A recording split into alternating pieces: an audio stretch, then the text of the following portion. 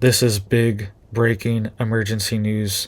We were just issued a major warning that we are, quote, in danger. All right, we are in danger and we are very close to reaching the tipping point. All right, that's what's being warned of right now. And you need to be getting ready. You need to be getting prepared. All right, it's go time. It's go time. There's no more time to waste on this front. This could have happened today. This could happen tomorrow. This could happen next week. This could happen next month or next year. But we're getting warnings that it's going to happen. So everyone needs to take this threat serious. Everyone needs to be getting prepped and ready to go. Getting your situation right. Getting your stockpiles ready. Getting out of debt. Getting your homestead going. Right? That's what everyone needs to be working on right now. This is a major warning and a major threat to our country, and we cannot live like this in our country. We cannot allow this to happen. All right, so we've been issued multiple different warnings today, Thursday. We were just issued multiple different warnings. We're going to cover them. We've been issued warnings by the FBI, and we've also been issued some warnings by Donald Trump as well. Right? He is warning that this is not a joke. It's not a joke. So he was being interviewed today down at the Arizona border, and he issued a major warning, right? And on the same day, we just had this warning from the FBI director as well too, right? He just gave this interview and he is warning we could see these things happen, right? And they are happening right now. Right? So this is what the FBI director said, and then we'll get into this other warning as well, that we are in danger, right? This is a real threat and people better wake up. It says here, from cybercrime to terror, FBI director says America faces many elevated threats, quote, all at once. All right, the head of the FBI says America is facing heightened threats from many corners at a time when law enforcement agencies are struggling. All right, he said, quote, he is hard pressed to think of a time in his career where so many different kinds of threats are all elevated at once. This is what the head of the FBI is warning of. And we're also getting another warning as well that coincides with this, right? Everyone needs to be getting ready and prepared. He said, quote, I worry about the combination of that many threats being elevated at once with the challenges facing the men and women in law enforcement more generally, Ray said. And he said, quote, the one thing that I think helps bridge those two challenges is partnerships. That's how we get through, and that's how we work together, right? And he's saying that he was warning that we could see inspirations to militants inside the U.S., right? Quote, the likes which we haven't seen since ISIS launched its so-called caliphate years ago. Right? He's warning that they're inspired right now to make these attacks. And it also says the FBI has also scrambled to deal with the security concerns related to the United States southern border, with officials revealing a few months ago in June that 8 people from Tajikistan with suspected ties to the Islamic State were arrested and were being held on immigration violations, right? So that's what he is warning of. He is saying that we could see these threats escalating, right? And we're also getting this warning from Trump himself. I want you to listen to what he said during this interview, right? This is big. And Trump sounds worried, right? Trump is scared. Trump's worried, right? I don't know what else to say. He is worried. You can see it. You can hear it in his voice. I want you guys to listen to this clip, and I'll show you this clip really quick. But Trump's worried. He is worried. He knows he's in danger, and he knows our country is in danger right now. All right, so this is big that he said this, and the FBI comes out on the same day and issues this warning too. Right, so this is big. I want you to listen to what Trump just said today on Thursday. All right, and this is on top of, if you didn't see my video earlier, there was a manhunt. There was this manhunt underway for this guy that was allegedly trying to assassinate Trump just today in Arizona. All right, and I want you to listen to what Trump said in this interview, this quick interview that he gave, because he sounds worried. Right, listen to this, and I want you to listen to another thing that he said earlier today when he was at Arizona. Obviously, an assassin tried to kill you. Yeah, the you know what? Can I tell you something? Sure. We're in danger standing here talking, so let's not talk any longer. No, I know about it, but they don't want me standing here. They don't want you standing here either. Have a good time. Thank you very much. All right, did you hear that? I'll play that one more time so you guys can hear it. It's kind of quick because Trump ran off after this and hopped in the car. All right, and Trump's worried. I want you to listen to this one more time. Obviously, an assassin tried to kill you. Yeah, the you know what? Can I tell you something? Sure. We're in danger standing here talking, so let's not talk any longer. No, I know about it, but they don't want me standing here. They don't want you standing here either. Have a good time. Thank you very much. All right, he's talking to this reporter in Arizona, and he says, we're in danger standing here. And he says, they're telling me I can't even stand here and talk. He's standing right outside the car. Talking to this reporter, he's saying, I can't even stand here and talk to you. I need to get in the car. It's not safe for me to even talk to you. This reporter. All right, that's what Trump's warning of. So that's how bad the situation is right now. Trump can't even go to the border and make a speech without him saying that he's in danger right now and he's worried that someone's going to try to get him. This is insane. This is our country right now. This should not be our country.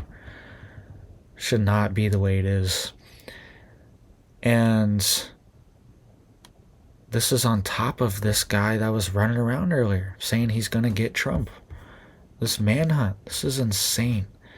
And Trump looks frazzled. He's like, look, I don't want to talk about this. I need to go. They're telling me I need to go. He's taking these warnings seriously now. He's been behind bulletproof glass. All right. Trump has been at most of his speeches now that are outside because he wants to be protected. Right? This has really frazzled him. You can tell, and it makes sense. Okay? You almost lose your life. It's gonna have an effect on you mentally. All right? Anyone, pretty much anyone, it's gonna have an effect on them. All right, I want you to listen to this really quick, what he said down at the border when he was in Cochise County, Arizona. All right, this is the speech he made right before he talked to this interviewer. All right, and then he went and talked to this interviewer when he was leaving, and he was telling him, look, I gotta go. I gotta get out of here. It's not safe. We're in danger. All right, listen to this really quick, what Trump said too. They know it better than anybody. But the level of criminality is unbelievable. It's an onslaught of violence at a level that nobody's ever seen before.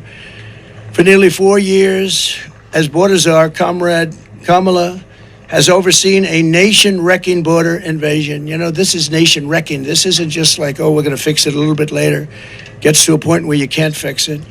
She's allowed at least 20 million people, all illegal aliens, into our country, including millions and millions of unvetted fighting-age men from over 158 different countries. 150, and most people didn't realize you had that many countries, right? Just recently, Kamala let in the head of a Peruvian gang who was wanted for 23 murders. Welcome to the United States of America. All right, so you heard that there. Trump was commenting on our border situation. All right, and when he was leaving, he was telling reporters, hey, I can't even talk to you guys. I need to go. That's how bad our situation is getting. And this is what happens, guys, in Mexico. Mexico just had an election year this year, and they had the highest number, or almost the highest number, right? One of the highest numbers of assassinations in this political year that they've ever had, this political cycle. This is insane. Mayor candidates, governors, senators, officials, police, all these different people. There's been so many people that have lost their life in Mexico tragically that have been running for office, right? These people running for office, if anyone says anything, tries to go against any of these organizations, these criminal organizations that have a lot of power over there, if anyone says anything against them, they go after these people. They try to get them, right? And this is happening to Trump too, right? It seems like our country is slowly slipping into this chaos, right? These are our neighbors right south of the U.S., and they have a totally different political system, and that's part of the reason why, is that they're just open getting rid of candidates all the time. It happens constantly, and it breeds a lot of corruption because nobody that actually cares or wants to change anything can ever get in. They're never allowed to get in. They're always taken out, and then good people don't even want to run anyways because now they're a target. All right, that's what's happening just right south, and it's happening in the U.S. too, and it's sad. It's bad. It's a sad system, right? It's bad. I feel bad, right? But I don't want this in our country either, right? I don't want this creeping over, and it is, right? This is coming to the U.S., sadly. And Trump is even worried to just stand outside of his car and talk to this reporter for a minute. Okay? So, this is a major warning for everyone, right? Everyone needs to be moving differently, right? Being ready, being prepared, being able to defend yourself, protect yourself and your family and your loved ones, right? Have situational awareness for any type of danger, things like that. Try to avoid any conflicts if you can. The best way to stay alive is avoiding the conflict to begin with, all right? De-escalate. Work on these tactics. They're critical tactics that will keep you alive. It might not feel the best. It might not be the best for your ego. I understand. Like, I don't want to fall back if I don't want to, right? I understand, right? I don't want to give in, right? But sometimes that's the best option for peace and for safety, is just to de-escalate, right? And get away from these situations, right? Instead of trying to combat it and fight it directly, get away. So that is what we're dealing with in our country, right? Everyone needs to be raising their situational awareness as well, and their security as well. Have cameras for your home, for your property, right? Have self-defense for your family, even for animals and things like that. I have this raccoon, keeps trying to get into my chicken coops and get into stuff around my property, right? And trying to eat eggs. Ate a bunch of eggs that I left out one day, right? I just took a bunch of eggs out and I set them down on a chair and ate a bunch of eggs, and I've caught it on camera, and I'm trying to get out of here, all right? Trying to get rid of this because they can actually kill your chickens. They'll go in and just kill 20 chickens in one night. Just go crazy, right? So I'm trying to protect my chickens, protect my animals, even from that, right? Even just like animal threats, security threats, you need to be prepared for that. I have a little camera I put out there on the coops so I can see whenever he's out there, all right? I can get alerted for it. So, and I can take care of the situation, right? We've been dealing with this, taking care of it, right?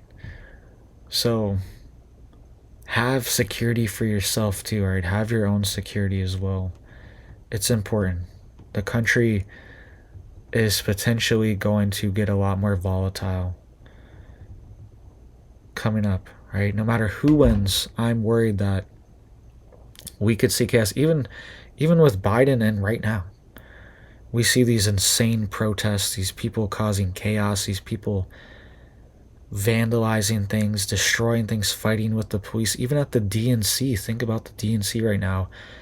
There's tens of thousands of people there just protesting, and they're waving foreign flags and saying crazy stuff about our country, trashing our country. All this stuff's going on, right? And that's just at the DNC. And these are supposedly people on their own side as well too. So it doesn't even really matter who wins, whether it's Trump or not, when it comes to situations like that. All right, it does matter who wins.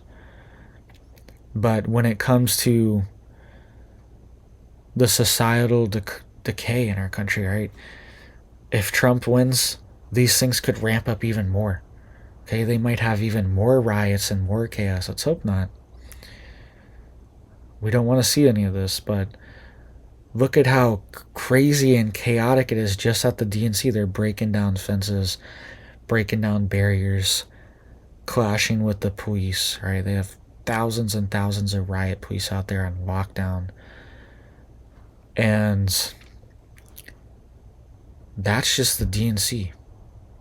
So imagine if Trump gets in, there could be chaos, right? There could be riots, chaos, burning buildings, burning fires.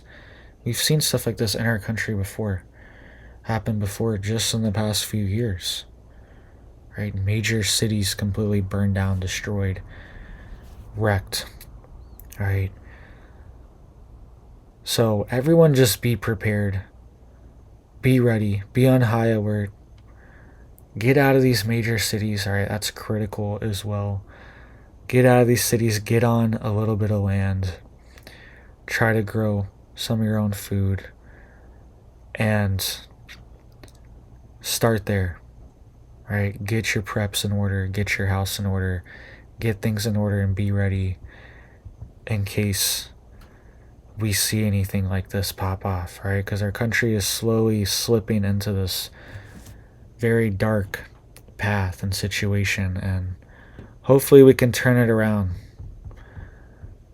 But every day there's more evidence that we're moving towards this path, right? So thank you guys. Hope you have big blessings for your life, for your family, and I hope you have a big old blessed day.